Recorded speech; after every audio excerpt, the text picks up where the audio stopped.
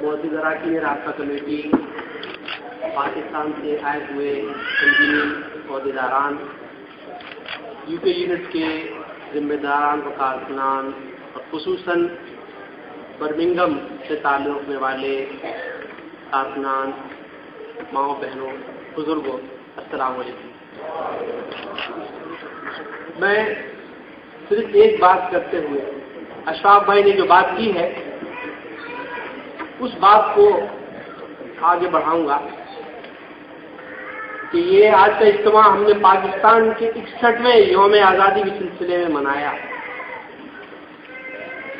तो मेरे बुजुर्गों, आपको पाकिस्तान की 61वीं अधूरी आज़ादी मुबारक। हम कहते हैं कि हम आज़ाद हैं।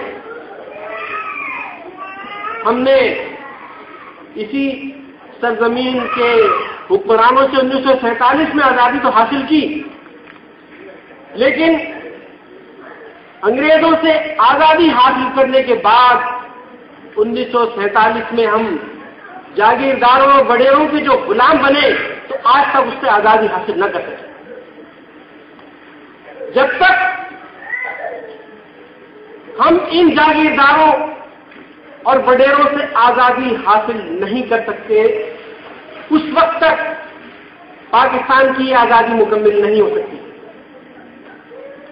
आपने ये तो जरूर सुना होगा कि 1971 में अवामी लीग ने बांग्लादेश का नारा लगाया था, इसलिए मुल्क 2 लफ्ज़ हो गया। मेरे बुजुर्गों, अवामी लीग के खिलाफ ऑपरेशन किया ही इसी वजह से था कि उसकी पूरी लीडरशिप मिडिल क्लास थी। मिडिल क्लास को हुक्मरानी देना कबूल न किया पाकिस्तान की एस्टेब्लिशमेंट ने, मुल्क तोड़ना गवारा कर लिया। और हमारे खिलाफ भी 1992 में जो ऑपरेशन शुरू किया गया, उसका सबब भी यही था कि 120 गज के घर से निकलने वाले अल्ताफ हुसैन ने गरीब और मिडिल क्लास लोगों को मुल्क के उन ऐवानों में पहुंचा दिया था कि जहां गरीब और मुतवस्सित तबके के लोगों के लिए वो ऐवान शजर ममनुआ समझे जाते हैं। यही अल्ताफ हुसैन का जुर्म है, यही हमारा जुर्म है।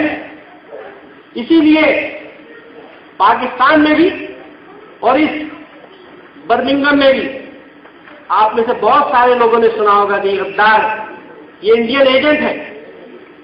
तो हमारे मुल्क का अलमिया यही है कि जो मुल्क का निजाम बदलने की बात करे उसे गद्दार और मुल्क दुश्मन करार दिया जाता रहा है।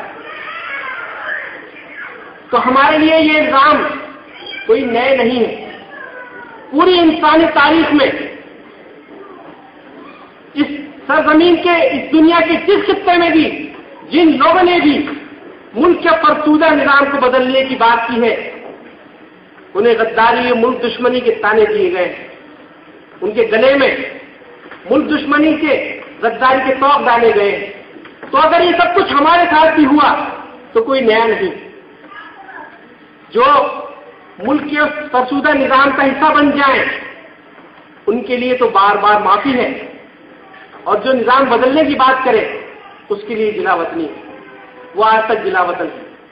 अल्ताफ हुसैन वो अपने वतन नहीं जा सकते, लेकिन जो बार बार इक़्तिदार में आके मुल्क को लूटते रहे, उनका खजाना खाली करते रहे, वो मुअज़्ज़िज़, वो मुहब्बे वतन, और उनके लिए बार बार विज़ारत उज़्मा के तोहफे। और जो लोग हक और सच की बात करें उनके लिए मुल्क दुश्मनी के ताने हैं, गद्दारी के ताने हैं। ये काम, ये सोचना अब तमाम गरीब और महकूम लोगों के लिए, अगर वो चाहते हैं वाकई इज्जत से जीना, तो फिर उन्हें इस निजाम के खिलाफ उठना होगा।